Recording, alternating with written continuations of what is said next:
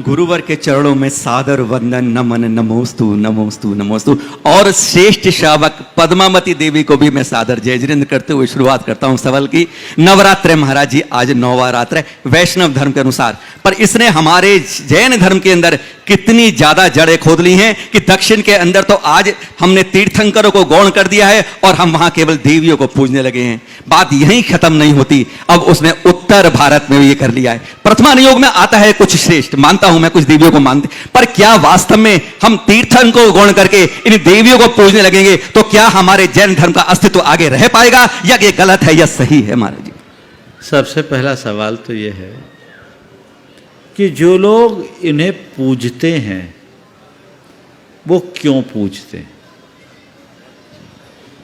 पूजना चाहिए, नहीं पूजना चाहिए, आगम में है, नहीं है, ये बात की बात। पर तुम पूज रहे हो तो क्यों पूज रहे हो? एक बहन जी मेरे पास एक बार आई, उन्होंने मुझसे पूछा, महाराज जी पद्मावती आदि देवियों को देवी देवताओं को पूजना चाहिए। मैंने कहा आप पूछती हो? बोले हाँ पूछते हैं। हमने पूछती हो तो क्यों पूछ रही हो मुझसे? नहीं महाराज हम जानना चाहते हैं पूजना चाहिए कि नहीं। मैंने कहा अच्छा आप क्यों पूछती हो, आप क्यों पूछती हो? तो उन्होंने कहा महाराज इसलिए कि कहते हैं इनकी पूजा करने से रोग शोक संताप, उनके हाथ में दो माइक, उनको पूजने से रोग शोक संताप नहीं होता। हमने कहा अच्छा आप कब से पूछते आ रही हो? बोला महाराज जी करीब 20 साल हो गए। फिर आपके घर में तो कोई बीमार नहीं पड़ता होगा? महाराज यही तो समस्या, कोई ना कोई बीमार पड़ा रहा है।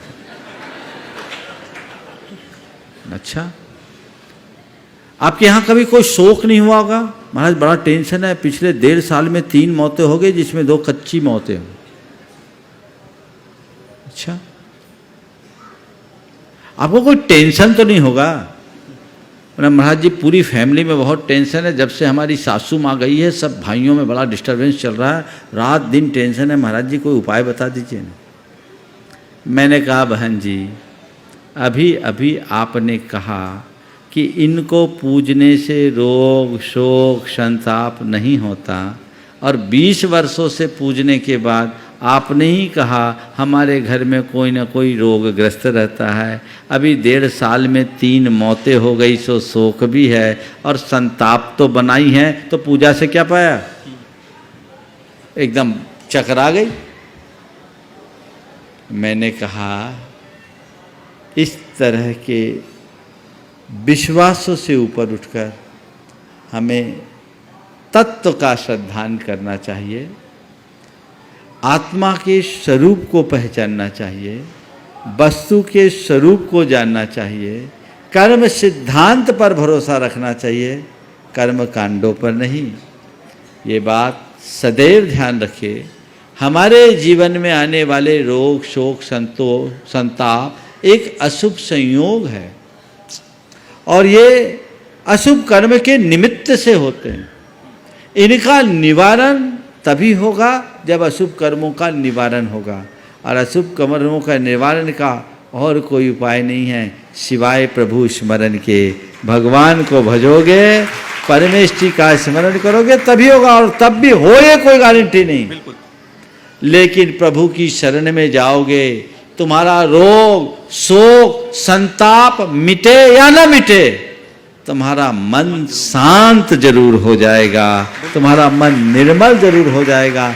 इसलिए इस झमेले में मत पड़ो किसे पूजूं और किसे न पूजूं। मैं क्या कहूं, बड़ा देखकर दुख भी होता है और आश्चर्य भी होता है कि इतना उत्तम तत्व ज्ञान युक्त जैन धर्म आज थोथे कर्म कांडों में उलझ करके रह गया है। मूलभूत तत्व ज्ञान आज लोगों तक नहीं पहुंचाया जा रहा है, उसे बस छोटी छोटी बातों में उलझा करके रखा जा रहा है। और लोग भी हैं जो अपने हल्के मनोबल के कारण अंधविश्वासों से ग्रसित हैं, अज्ञान से प्रेरित हैं, हम जैसे साधुओं की बातों में आ जाते हैं और अधर्म को भी धर्म मानते हुए करने लगते हैं। धर्म को भी धर्म होने का भ्रम पाल लेते हैं, हमें इनसे बचना चाहिए।